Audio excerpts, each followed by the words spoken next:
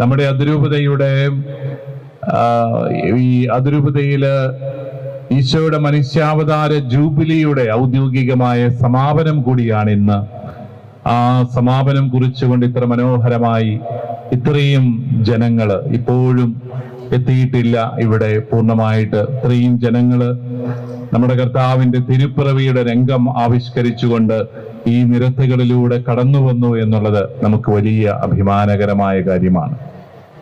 ആദ്യമായിട്ട് ഒരു പുൽക്കൂട് ഉണ്ടാക്കിയത്, തിരുപ്പിറവിയുടെ ആ രംഗം സൃഷ്ടിച്ചെടുത്തത് ഫ്രാൻസിസ് അസീസിയാണെന്ന് നമുക്കറിയാം. അസീസിയിലെ വിശുദ്ധ ഫ്രാൻസിസ് 1223 ആദ്യമായിട്ടൊരു പുൽക്കൂട് ഉണ്ടാക്കിയത്.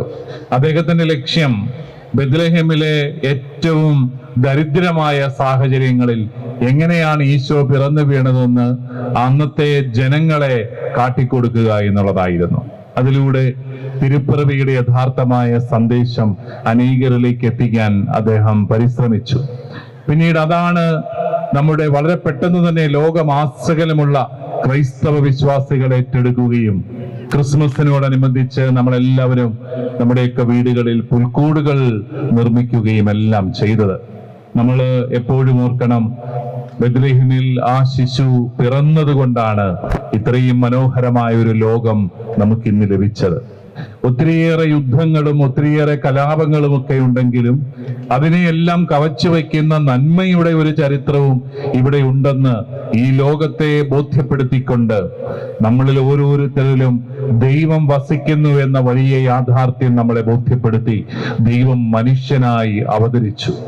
പുൽക്കൂട്ടിൽ ഈശോ പിറന്നതുകൊണ്ട്, അതുകൊണ്ട് പുൽക്കൂട്ടിൽ പിറന്നവരെ തേടി പോകുവാൻ അനേകർക്കത് പ്രചോദനമായി.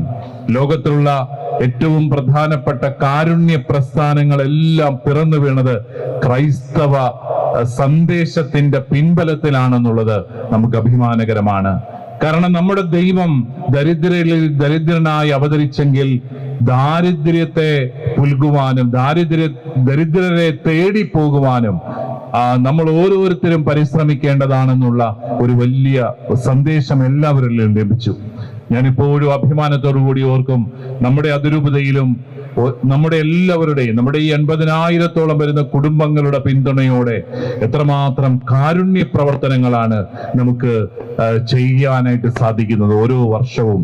അതിന്റെ മുഴുവൻ പ്രചോദനം പുൽക്കൂട്ടിലെ ആ ശിശുവാണ്.